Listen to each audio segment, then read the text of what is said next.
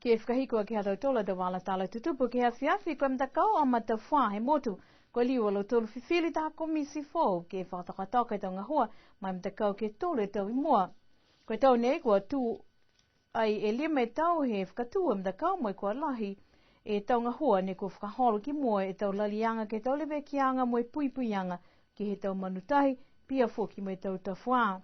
Ko lo tolu ne kua whiwhili ke takitaki mtakau ko Lofa Rex e takitaki Fia Rex e hangai, koe taha lakanga fōu ne kua whiwhili ai a Dr. Dick Hipper, koe matua he mtakau mai whiwhili ai fōki whalu tangata ke takitaki e tau whakaholoanga ki tau kairanga niwe no nofu ke tau moti whafo.